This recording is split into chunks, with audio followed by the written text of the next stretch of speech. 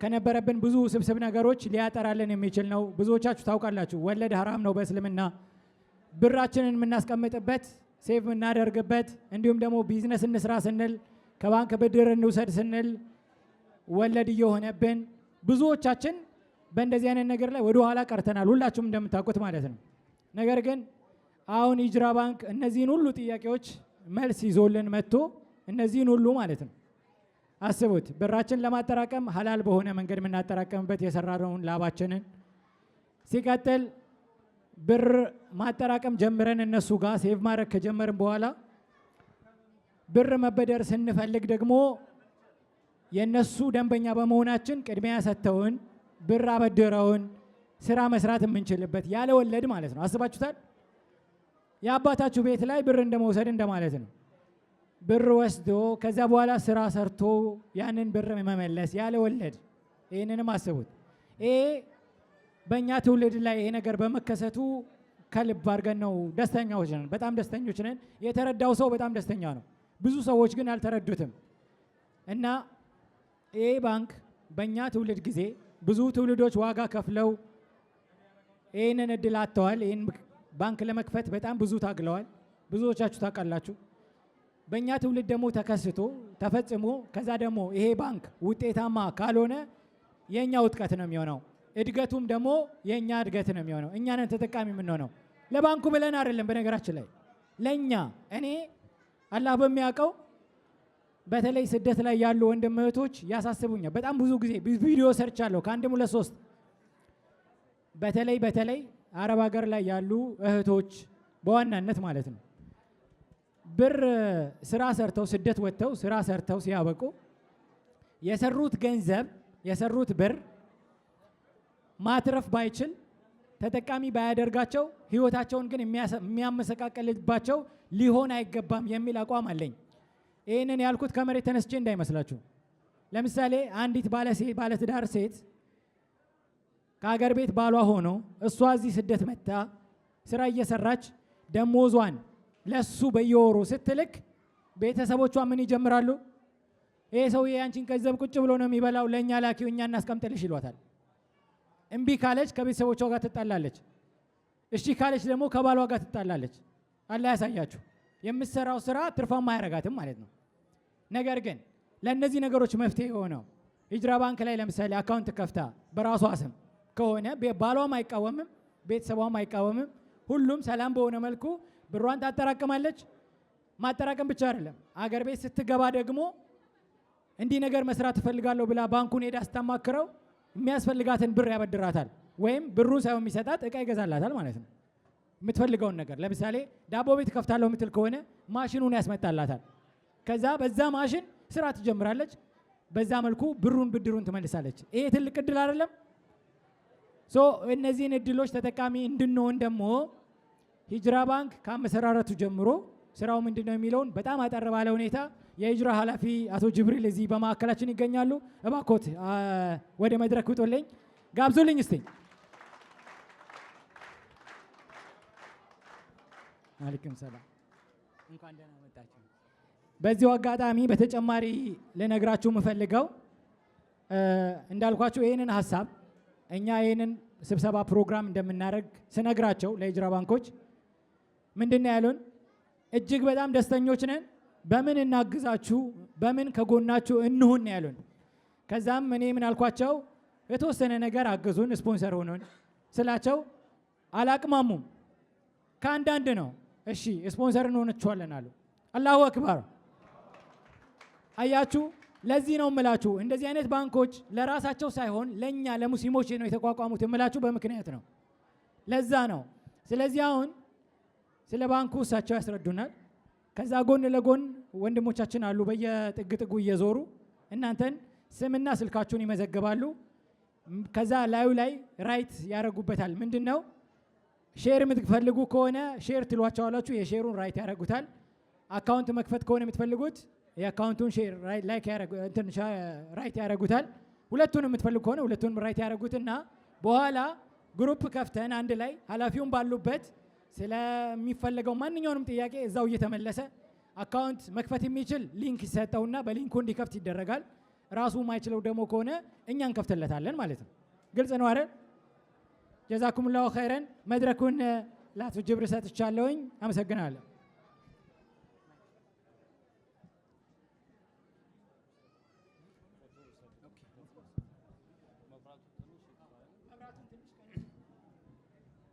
መብራቱን ቀንሱልኝ እዛ ጋር።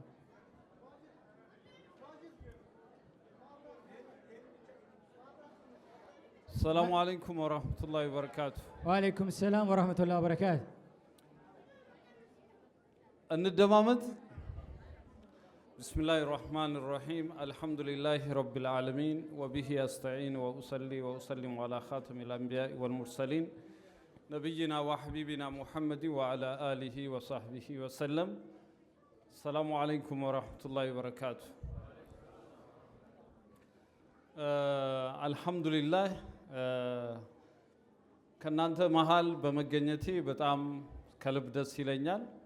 ወደ ሂጅራ ባንክ ጉዞ ሳልወስዳችሁ በፊት አንድ ሶስት ነገሮችን አስቀድሜ መናገር ፈልጋለሁ። ዛሬ የተደረገው ፕሮግራም የዛሬ ስንት ዓመት በፊት የነበረውን ትውስታ ስለጫረብኝ እሱም ባወራችሁ ደስ ይለኛል እና በጥሞና ትሰሙኛላችሁ። የምናወራው ነገር ደቂቃዎችን ወስጄ በጣም ይጠቅማቸዋል። ብልጦች ከሆንን ቀደም ወንድም ተውፊቅ እንዳለው ስለ ነገ ህይወታችን የምናስብ ከሆነ ብዙ የምናወራው ነገር ይኖራል። በመጀመሪያ ደረጃ ይህን ወንድም ለማመስገን ፈልጋለሁ። ባለፈው ፌብራሪ ውስጥ እዚህ ሀገር መጥቼ ነበር። ኤምባሲ የአድዋ ቀን ክቡር አምባሳደሩ ጋብዞን ተገኝተን ነበር። ያን ቀን ማታ ነው ከአቡ አማር ጋር የተዋወቅ ነው እና በዛው እለት የሆነ ሀሳብ ሰጥቶኝ ነበር። እንዴት የኛን ኮሚኒቲ ሳታገኝ ትሄዳለ? ለምን አላሳወቃችሁንም? የሚል ነገር አንስቶብኝ ነበር። ስልኩን ይዤ ተለያየን። አዲስ አበባ ስገባ ይሄ ፕሮግራም እንዳለና በዚህ ፕሮግራም ላይ ሂጅራ ባንክ ቢያግዝ ለራሱም ተጠቃሚ ይሆናል፣ ይህም ማህበረሰብንም ይጠቅማል የሚል ሀሳብ አነሳልኝ። ያንን ሀሳብ ወስደን ነው ይኸው ዛሬ እናንተ መሀል የተገኘሁት ከአዲስ አበባ ማለት ነው። ይህ ወንድም እንዲህ ቢሆን እያለ ከዛ እሱ የሰጠኝን የቤት ስራ ለእኔ ስታፎች አሳይመንቱን ሰጠዋቸው። ኡመር የሚባል ልጅ በተደጋጋሚ ከሱ ጋር ሲገናኝ ነበር። ስለዚህ ለዚህ ፕሮግራም የሚሆን ብዙ በአመቱ የያዝነውን በጀት የስፖንሰርሺፕ በጀት ከጨረስን በኋላ ነው ይሄ ጥያቄ የመጣው። ግን አብረን ባንኩን ከምንመራ ሰዎች ጋር ተወያይተን ወስነን ነው ስፖንሰር ያደረግናችሁ ማለት ነው። አሁን እናንተ አታውቁም፣ ግን በግሉ እሱ ባደረገው ጥረት ያንን ነገር ለማድረግ ችለናል። እዚህ ከመምጣታችንም በፊት ከነ አቶ ረዲ ጋር ስለ ሂክማ ዩኒቨርሲቲ ኢስላሚክ ዩኒቨርሲቲ ስንወያይ ነበር። እሱም ኡምራ ከመሄዱ በፊት ሌላ ባንክ ላይ የነበረውን ገንዘብ ወደኛ ባንክ አዙረውታል እነሱም ማለት ነው። ስለዚህ የአንድ ወንድም ጥረት ዛሬ እናንተ ሳታቁ ይህም ፕሮግራም እኛ ስፖንሰር እንዳደርግ በእናንተ ቦታ ሆኖ አስፈላጊውን ጥረት አድርጎ አሳክቷል ማለት ነው። ስለዚህ ሁላችንም የበኩላችንን ኃላፊነት ብንወጣ ትልቅ ደረጃ ላይ መድረስ እንችላለን። ሌላ በጣም ትዝ ያለኝ ምንድን ነው፣ ዛሬ የሂክማ ኢስላሚክ ዩኒቨርሲቲ ዲዛይን በማይበት ሰዓት እኔ ዛሬ 7-8 ዓመት በፊት አንድ ኤንጂኦ ስመራ ፕሮጀክት ነበረኝ ስልጤ ዞን ላይ። አንደኛው ፕሮጀክት መምህራን ላይና ሴት ተማሪዎች ላይ የሚሰራ የ2 ዓመት ፕሮጀክት ነበረኝ።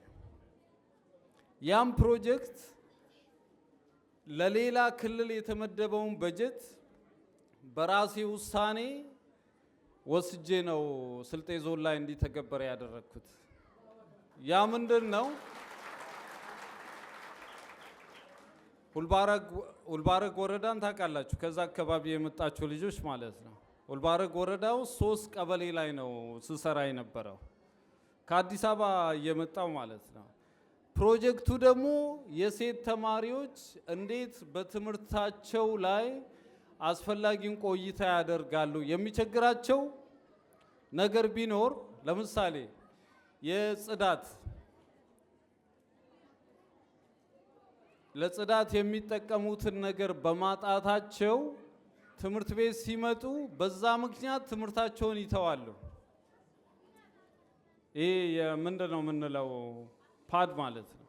ይሄ ሳኒተሪ ፓድ የምንለው እህቶቻችሁ ያም በማጣት በዛ ምክንያት የሚደርስባቸው የስነ ልቦና ጫና መቋቋም አቅቷቸው ወደ ቤት ይመለሳሉ። ከዛ ውጪ ደግሞ የሚገለገሉበት ቦታ የላቸውም። ትምህርት ቤት ውስጥ ውሃ የለም፣ ምን የለም።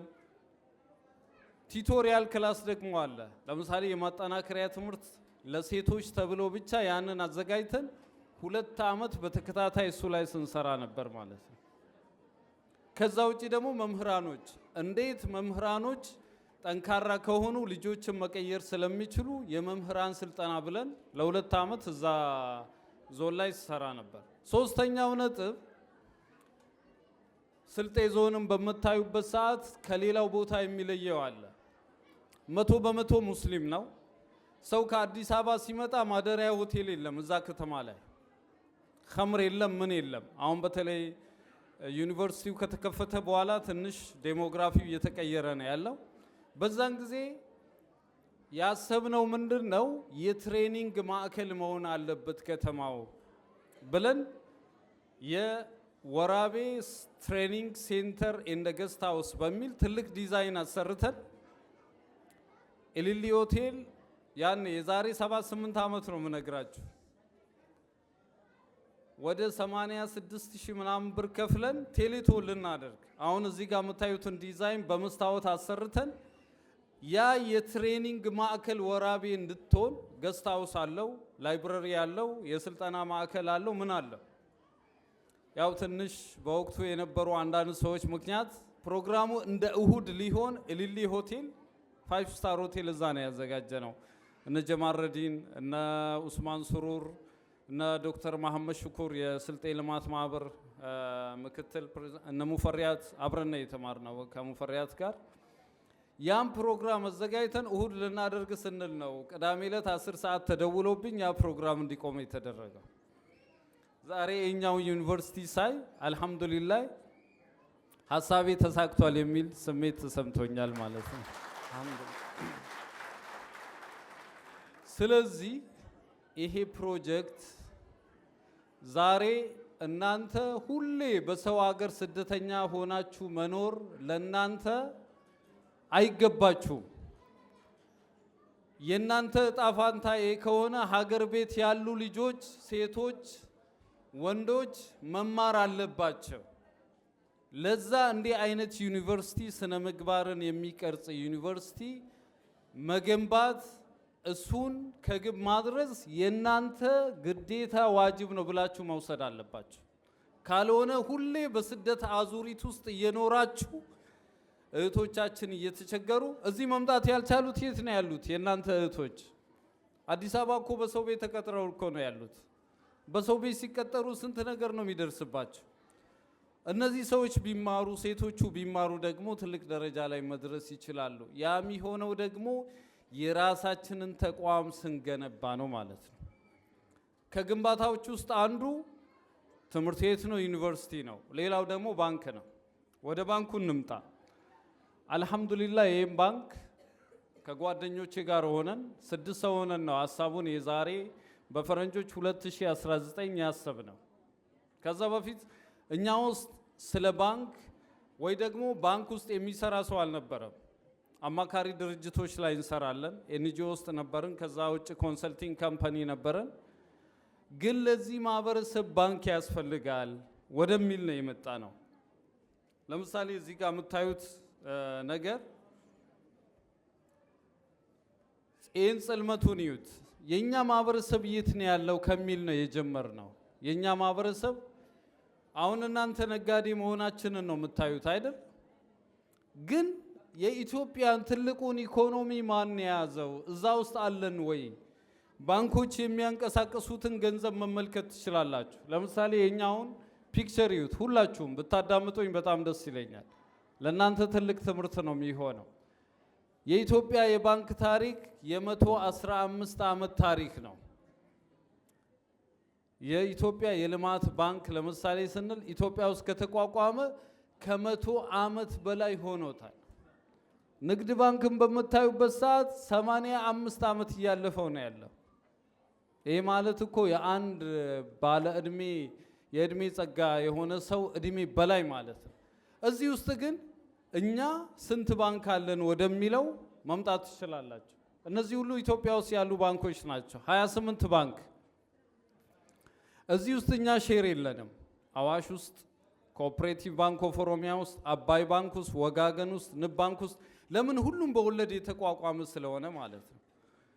ግን የሚንቀሳቀሰውን ሀብት ኢትዮጵያ ውስጥ በምታዩበት ሰዓት 3.1 ትሪሊየን ደርሷል። ኢትዮጵያ ውስጥ የሚንቀሳቀስ ገንዘብ ማለት ነው በኢትዮጵያ ባንክ ውስጥ። አሁን ትሪሊየን ጻፉልኝ ብላችሁ ስንት ዜሮ እንደሚሆን ታውቃላችሁ? ትሪሊየን የሚባል ቁጥር ስንት ዜሮ አለው? እስቲ አንድ ሰው ቢነግረኝ። ገና እኮ ማሰብ አለባችሁ አይደል? ኢትዮጵያ ውስጥ ይህን ያህል ገንዘብ ተንቀሳቅሷል። እዚህ ገንዘብ ውስጥ እኛ አስቀማጮች ነን እንጂ ወሳጆች አይደለንም። ከ88% በላይ ይሄ ገንዘብ ወጥቷል። ከተማ ተገንብቷል። ፋብሪካዎች ተገንብተዋል። አዲስ አበባ ላይ የምታያቸው ሃይ ራይዚንግ የሆኑ በጣም ረጃጅም ህንፃዎች በዚህ ገንዘብ ተገንብተዋል። እናንተሳ ከባንክ የወሰደ ቤተሰብ አለን? የለንም፣ ወለድ ስለምንል ማለት ነው።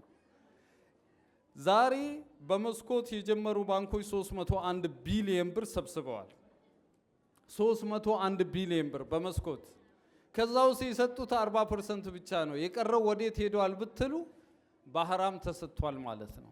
ስለዚህ የዚህ ማህበረሰብ እጣ ፋንታ ምንድን ነው የሚለውን ነገር አይተን አልሐምዱሊላህ የዛሬ 5 ዓመት ይህም ፕሮጀክት ሂጅራ የሚባል ባንክ እናቋቁም ብለን ጀመረን። 6 ወር ተኩል ውስጥ 1.2 ቢሊየን የተመዘገበ ካፒታል ሽጠን ጨረስም ማለት ነው።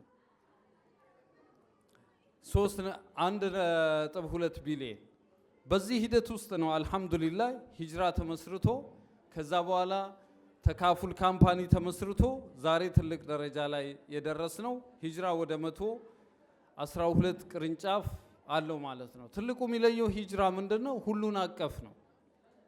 የትኛውም ማህበረሰብ ሰሜኑን፣ ደቡቡ፣ ምዕራብ፣ ምስራቅ ከኛ ጋር ያሉ ልጆች ከሶማሌ፣ ከትግራይ፣ ከአፋር፣ ከጉራጌ፣ ከስልጤ ከየትኛው ማህበረሰብ የተሰበሰቡ ልጆች በ6 ሰው ጀምረን 38 ፕሮሞተር ያለው ባንክ ሂጅራ ባንክ ነው። እዚህ ላይ ታያላችሁ የዛሬ ስንት ዓመት ወራቤ ሄደን ያደረግነውን ፕሮግራም እዛ ጋር የምታዩት ዳር ላይ የዛሬ 6 ዓመት ወራቤ ከተማ ሄደን ያደረግነው ፕሮግራም ነው። የዛሬ 6 ዓመት ወራቤ ከተማ ላይ ሼር ለመሸጥ እነዚህ ሁሉ በእንጨት ስር ሰውን ሰብስበን ማለት ነው። አልሐምዱሊላህ ዛሬ ከ15681 የአክሲዮን ባለቤት በላይ ይሄ ባንክ አለው ማለት ነው። ዛሬ ቦርዶቹን በምታዩበት ሰዓት ከሁሉም አካባቢ 13 ቦርዶች እናንተን የሚወክሉ ሰዎች ናቸው ሂጅራ ባንክ ውስጥ ያሉት። አብዛኛውን የኢትዮጵያ ባንክ በምታዩበት ሰዓት ወደ ሆነ አካባቢ የሚመለስ ነው ከስም ጀምሮ ማለት ነው። ሂጅራ ባንክ ግን ዛሬ ጋምቤላ ላይ 2 ቅርንጫፍ አለው፣ ቤኒሻንጉል አለው። ከወልቂጤ ጀምሮ እስከ ዲላ ድረስ ታገኛላችሁ። እስከ ሳንኩራ ድረስ ሂጅራ ባንክን ዛሬ ታገኛላችሁ። ወራቤ ስልጤ ዞን ውስጥ ብቻ 2 ቅርንጫፎች አሉ። ቡታጅራ አለ፣ ሀላባ አለ። እዛ አካባቢ ብቻ ሰፋ ያሉ ቅርንጫፎች አሉ ማለት ነው። ዛሬ ብቸኛው በኢትዮጵያ የባንክ ታሪክ የራሱን ህንፃ ገንብቶ ስራ የጀመረ ባንክ ቢኖር ሂጅራ ባንክ ነው። ዛሬ በ130 ሚሊዮን የዛሬ ዓመት ከሰዎች የሰበሰብነውን የስራ ማስኬጃ በጀት ወላሂ አንከፋፈልም ብለን ህንፃ ገዛን። በኢትዮጵያ ታሪክ የመጀመሪያ ባንክ ነው። ዛሬ 6000 ካሬ ደግሞ ተጨማሪ መሬት ጥቁር አንበሳ ወስደን ይኸው ባለ 41 ፎቅ ለመገንባት እየተዘጋጀን ያለነው ማለት ነው። እነዚህ ቅርንጫፎች ናቸው። በቴክኖሎጂ ብዙ ሄደናል። ዛሬ እንደ ቴሌብር የመጀመሪያ በኢትዮጵያ ውስጥ የመጀመሪያ ባንክ ሃላል ፔይ የሚባል ዋሌት ያለው ብቸኛ ባንክ ነው ማለት ነው። ለምሳሌ እዚህ ጋር የምታዩት ዶክተር ፈድል ሙራድ ቀጠር ዩኒቨርሲቲ የሚያስተምሩ ኢቲሃድ አልዓለሚ ለዑለማ አልሙስሊሚን ውስጥ የፈትዋ ጉዳይ ጸሐፊ ናቸው። እዚህ ኳተር የሚኖሩ ስለዚህ ዶክተር ፈድል ሙራድ ባለፈው ከሳቸው ጋር ነበረን በዩሱፍ አልቀረዳዊ ቦታ አሁን ያሉት አላህ ይርሐማቸውና ሼክ አሊ ቀረዳጊ ጋር ያገናኙን እሳቸው ናቸው። የኛ የሂጅራ ባንክ የሸሪዓ አማካሪ ናቸው። እነዚህን ሁሉ ዑለማዎች እሳቸው ናቸው እያሰለጠሉልን ያለው ማለት ነው። ስለዚህ ሳላበዛባችሁ ዛሬ ከናንተ ወደምፈልገው ነገር ልሂድ። የዛሬ 5 ዓመት የሂጅራን ባንክ አክሲዮን የገዙ ሰዎች ዛሬ ባንክ ካፒታሉ 10 ቢሊዮን አልፏል። 10 ቢሊዮን ከ6 ቢሊዮን በላይ ዛሬ ፋይናንስ አድርገናል። እናንተ በምትኖሩበት ከተማም ይሁን አዲስ አበባ ላይ በተለያዩ ቦታዎች ማለት ነው። ከሰበሰብነው 80% በላይ ዛሬ ፋይናንስ አድርገናል። ህንፃዎቹን በምታዩበት ሰዓት መሬቱን የአክሲዮን ባለቤቶቹ ዛሬ ባለድርሻ ሆነዋል ማለት ነው። ስለዚህ አንድ የምነግራችሁ ነገር ምንድነው? የአክሲዮን ባለቤት ሁኑ ከትንሹ ጀምሮ ማለት ነው። 30 ሺህ፣ 50 ሺህ፣ 200 ሺህ ይሄ በጣም ይጠቅማቸዋል። ይሄ አንዱ ትልቁ ነገር ነው። በተለይ እህቶቻችን በብዛት የሚሸወዱት የራሳቸውን ገንዘብ ቅድም ወንድም ቶፊቅ እንዳለው ወደ ቤተሰብ እየላኩ ሀገር ሲገቡ ቤት አለን እያሉ ቤት የላቸውም። በቅርብ ጊዜ ህይወቷን ያጠፋች አንድ እህት እንዳለች ሰምቻለሁ፣ እዚህ ሀገርም ማለት ነው። ይህ ከባድ ነው። ለምንድን ነው ገንዘባችሁን በሰው የምትልኩት? ዛሬ ጥቁር ገበያውና የባንክ ምንዛሬውም ተቀራርበዋል። ለምን የራሳችሁን በራሳችሁ አካውንት እዚህ ሆናችሁ መላክ አትችሉም? እኔ ዛሬ ብቻ ለሁለት ሰው እዚህ ሆኜ የዲያስፖራ አካውንት ከፍቼ ቁጥሩ ልኬላችኋለሁ። ዛሬ አካውንት ለምን አይኖራችሁ? 30% ሂጅራ ባንክ ላይ ከቆጠባችሁ በውጪ ምንዛሪ ባንኩ 70%ቱን ጨምሮላችሁ ቤት ይገዛላችኋል። ወራቤ ላይ ሊሆን ይችላል፣ አዲስ አበባ ላይ ሊሆን ይችላል። በቆጠባችሁት ባንክ ልክ ዛሬ እናንተ እየሰራችሁ የቤት ባለቤት መሆን የምትችሉበት እድል ስላለ ብትቆጥቡ በጣም ተጠቃሚ ነው የምትሆኑት ማለት ነው። ወደ ሀገር ስትገቡ ቤት ይኖራቸዋል። ስለዚህ ያንን በሂደት እያደረጋችሁ ብትሄዱ ይሄ ሁሉ ሰው ዛሬ ሂጅራ ጋር አካውንት ቢኖረው የእናንተ ገንዘብ ተሰብስቦ ለእናንተ ቤት ይገዛላቸዋል። የዳያስፖራ ሞርጌጅ የምንለው ለምሳሌ ሳውዲ ላይ 340 ሰው የዛሬ 5 ዓመት የሂጅራ አክሲዮን ገዝተዋል። 340 ሰው የዛሬ 5 ዓመት። ዛሬ እነሱን አደራጅተን ቨርቹዋሊ በዋትሳፕ ስብሰባ ከነሱ ጋር እናደርጋለን። ዛሬ ወደ 60 ሰው እቆጥባለሁ ቤት ፈልጋለሁ የሚል ሰው ዛሬ ለኛ መልስ ሰጥቷል። እነዛ ሰዎች እንዲቆጥቡ እናደርጋለን ማለት ነው። ስለዚህ 30%ቱ በውጭ ምንዛሪ ካስቀመጣችሁ ባንኩ 70%ቱን ጨምሮላችሁ ለምሳሌ የ5 ሚሊዮን ብር ቤት ፈልጋለሁ ካላችሁ ከናንተ የሚጠበቀው ስንት ነው? 30% የ5 ሚሊዮን ማለት 1.5 ሚሊዮን አካባቢ ነው የሚሆነው። ባንኩ 3.5 ሚሊዮኑን ጨምሮ ቤቱን ይዞ ይገዛላችኋል ማለት ነው። እየሰራችሁ እየከፈላችሁ ትሄዳላችሁ። ስለዚህ ከዚህ በላይ ጊዜ አልወስድባችሁም። ባለ አክሲዮን ሁኑ፣ አካውንት ክፈቱ፣ ተጠቀሙ። ይህ ታሪካዊ የሆነ እድል ስለሆነ ከዚህ በላይ ጊዜ ኖሮን ጥያቄ እያነሳችሁ መልስ ብንሰጣችሁ ብንወያይ በጣም ደስ ይለኛል። ለተሰጠኝ ጊዜ በጣም ከልብ አመሰግናለሁ። አሰላሙ አለይኩም። ቆይ አንዴ ከመድረክ ከመውረድ በፊት አንድ ጥያቄ ብቻ ከጀማው ጥያቄ ሂጅራ የገዙ ሰዎች አሉ። መጀመሪያ እነሱ እስካሁን ድረስ በነበረው ምን አግኝተዋል የሚል ጥያቄ አለ። እሱን ጥያቄ በዛው ሄዱበት ነው። ዛሬ ሂጅራ በኢትዮጵያ የባንኪንግ ታሪክ 1 ዓመት ከ8 ወር ሰርቶ ትርፍ ያመጣ ባንክ ቢኖር ሂጅራና ሂጅራ ብቻ ነው። ይህም በድፍረት ነግራችሁ ማለት ነው። ለምሳሌ ይህን እኔ ምላችሁን ሪፖርት የኛ ዌብሳይት ላይ ገብታችሁ እዩ። እዚሁ አሁኑ ሂጅራ ባንክ ዌብሳይት ላይ ገብታችሁ እዩ። ኦዲት ሪፖርቱ አለ። አሁን እኔ ምላችሁን ነገር ዝም ብላችሁ ሳትቀበሉ የኛ ዌብሳይት ላይ ገብታችሁ እዩ። 1 ዓመት ከ8 ወር ቅርንጫፍ እየከፈትን ትርፍ ያመጣ ባንክ ቢኖር ሂጅራ ነው። ባለፈው ዓመት ብቻ ወደ 100 ሚሊዮን ብር ባንክ አትርፏል። ይሄ እንደ ባንክ ትልቅ ሆኖ አይደለም፣ ግን ቅርንጫፍ እየከፈተ በቴክኖሎጂ እየሄደ መሬት እየወሰደ 6000 ካሬ ጥቁር አንበሳ ፊት ለፊት ፋይናንሻል ሴክተር የምንለው ለብሔራዊ ባንክ ዋናው ሄድ ለሚቀርብ ቦታ አንዲት ካሬ 200,000 ብር ነው በትንሹ። እኛ ያገኘነው 6000 ካሬ ነው። የጠየቅነው ነው የሰጡት። ዛሬ ይህ ሁሉ ካፒታል እናንተ ነው ማለት ነው። አሁን እየሰራን ያለነው በሚቀጥለው ዓመት ጠቅላላ ጉባኤ ዲቪደንድ እንዴት ነው ምንከፍለው የሚለውን እየሰራን ያለነው። ስለዚህ ባለ አክሲዮን የሆናችሁ ሰዎች ዛሬ ሀብታችሁ ሂጅራ ጋር እየጨመረ ነው ያለው። ጠቅላላ ጉባኤ ሲደረግ የሀብት ክፍፍል ይደረግ፣ በዚህ ፐርሰንት የቀረው ስራ ይሰራበት ተብሎ ጠቅላላ ጉባኤ የሚመጣው አካል ቢያንስ 1/4ኛው እንዲህ ሲወስን ወደ ሀብት ማከፋፈሉ ዲቪደንድ ወደምንለው ነገር ይሄዳል ማለት ነው። ስለዚህ ባንኩ አዲስ ስለሆነ ያንን ሀብት እየሰራበት ዛሬ 120 ቅርንጫፍ እየደረሰ ነው ያለው ማለት ነው። አዲስ አበባ ብቻ 35 ቅርንጫፍ አለ። ስለዚህ የእናንተ ሀብት እያደገላችሁ ነው ያለው።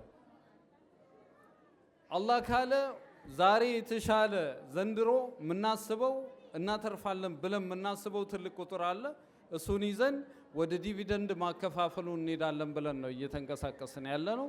ስለዚህ ሀብታችሁ ባንኩ ላይ እያደገ ነው ያለው። ምንም ያሳስባችሁ ነገር የለም የሚለውን ሪፖርታችንን የኛ ዌብሳይት ላይ ገብታችሁ ኦዲት ሪፖርት በውጪ ኦዲተር የተደረገውን እዛ ላይ አለ። ከዛ ማየት ትችላላችሁ። ጀዛከላሁ ኸይረን እጅግ አድርገን እናመሰግናለን። በጣም ነው የምናመሰግነው። በዚሁ አጋጣሚ ያው አንዳንድ ጥያቄዎች ተነስተው ነበር። ከተነሱ ጥያቄዎች አንዱ ዋናው ጥያቄ እሱ ነበር። ያው መልስ ሰውታል። በአጭር አማርኛ ባንኩ ትርፋማ ነው። ማከፋፈሉን ያልጀመረው አዲስ ስለሆነ ህንፃ ገዝቶበታል። ያ ሁሉ የህንፃው ራሱ ሀብታቸው ነው የሰዎቹ። በሚቀጥለው ዓመት ደግሞ እንዴት እናከፋፍለው የሚለውን ተነጋግረንበት ኦፊሻሊ ያው ኦፍኮርስ የሚሆነው ብሩን ለሚፈልግ ሰው በአካውንቱ ይገባለታል። ኖርማሊ አይ የሚል ከሆነ ደግሞ እዛው እያድግለታል። እንደ አይነት ነው የሚሆነው።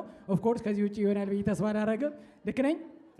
አመሰግናለሁ። እሺ ሌላ መመዝገብን በተመለከተ ነው። አንዳንድ ወንድሞች እንትኖችን ማናሟላ ምናምን ወረቀቱ ያላችሁኝ ትችላላችሁ። የዚህ ሀገር ሳይሆን ለሀገራችሁ ዜጎች ህጋዊ ዜጎች ናችሁ እና አብሽሩ ለማለት ነው።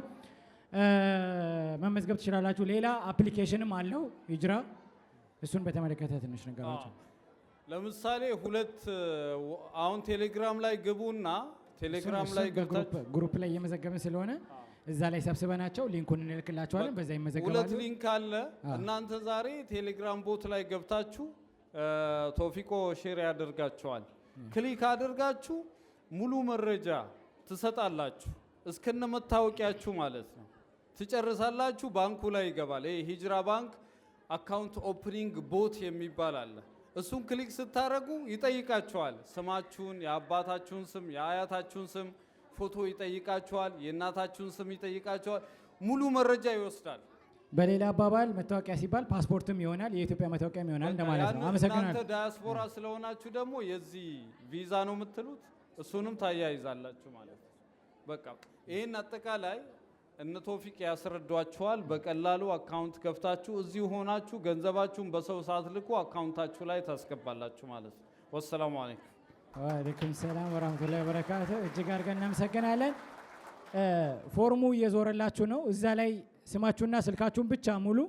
እዛ ላይ ደግሞ ግሩፕ ይከፈትና እሳቸውን ባሉበት ማንኛውም ጥያቄ እዛው እየተመለሰላችሁ የምትፈልጉት ነገር አክቲቭ ይደረግላችኋል ማለት ነው። ከዛ የባንክ ባለቤት የአካውንት ባለቤት የሼር ባለቤት የምትሆኑበት እድል ነው የመጣው። እናመሰግናለን።